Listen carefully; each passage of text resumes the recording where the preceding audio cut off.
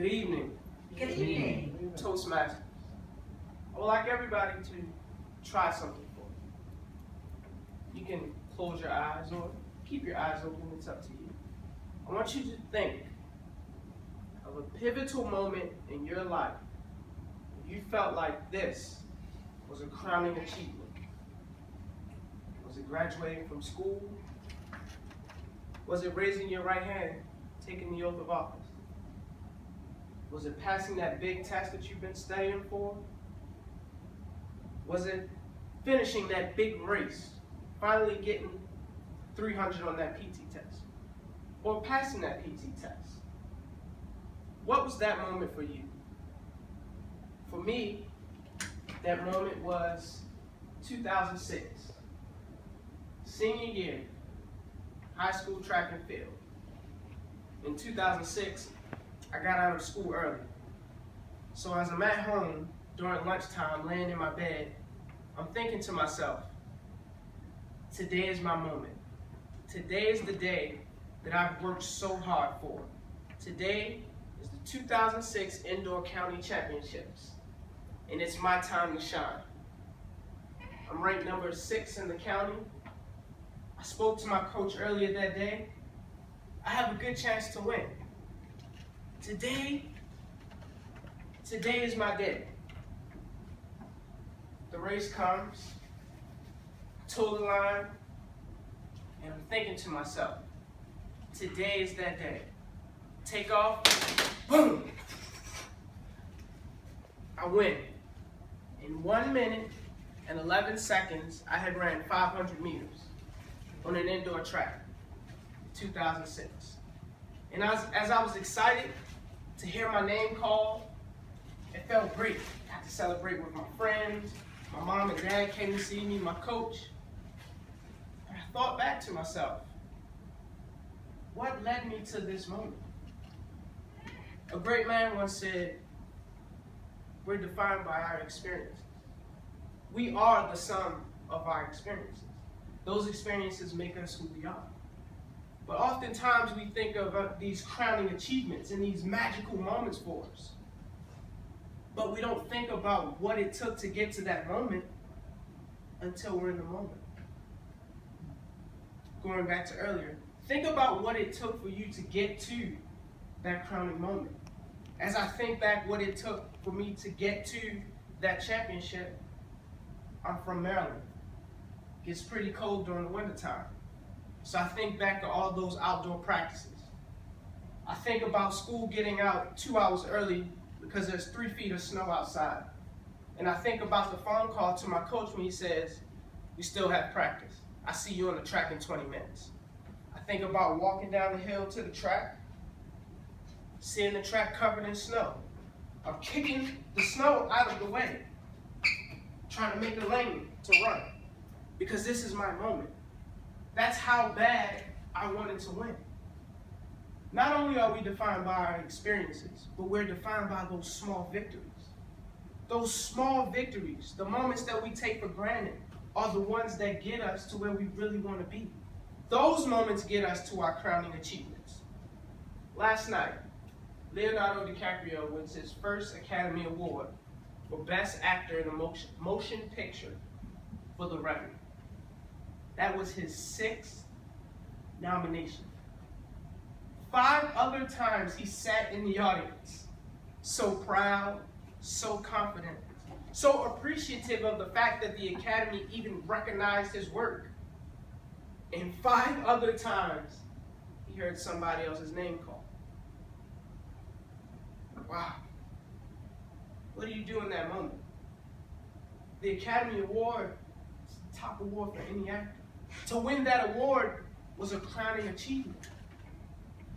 But even making it there was a small victory. When we think of how many actors make great movies, but have either never been invited to the Oscars, or have been invited but never nominated, never considered to even be able to sit in the chair and make it to the ceremony. 5 other times he didn't win. But 5 other times didn't matter for the one time that he did win. His crowning achievement was yesterday. But his small victory were those 5 other moments. Those 5 great works that he did. In 2014, he won the Golden Globe for The Wolf of Wall Street for Best Actor in a Motion Picture. Now, for most people, they think you win the Golden Globe, it's almost a cinch that you'll win Best Actor. He lost Best Actor in 2014 for playing Jordan Belfort in The Wolf of Wall Street. 2016, he won the Golden Globe again for Best Actor in a Motion Picture, The Revenant.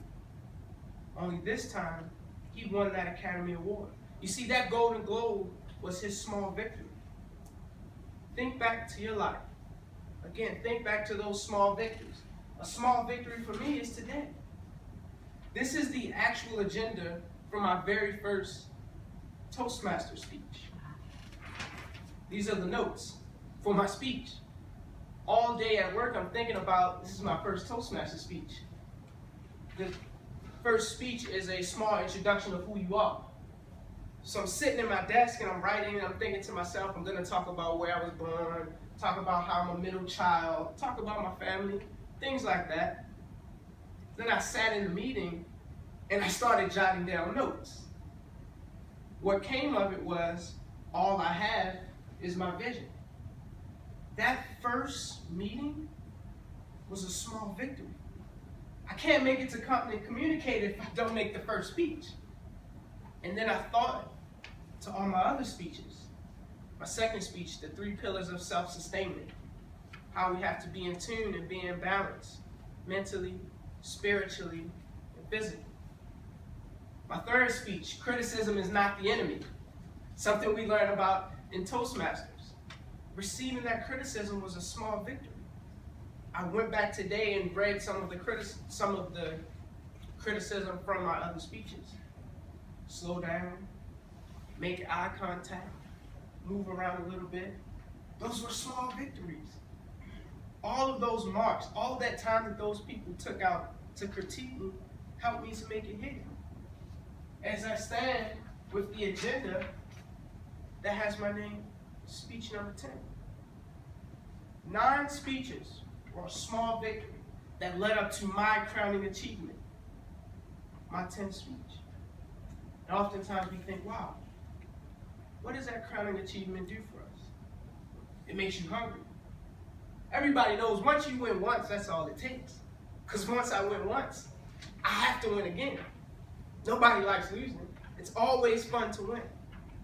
But I tell you, cherish the small victory. 2012 Olympic long jump champion Brittany Reese. In 2008, she had the highest jump going into the finals at right around 22 feet. She finished 5th in the finals. 2007 and 2008, prior to the Olympic trials, she was the NCAA champion, and she's the Olympic trials champion. But in 2008, at the Olympics, she came in 5th.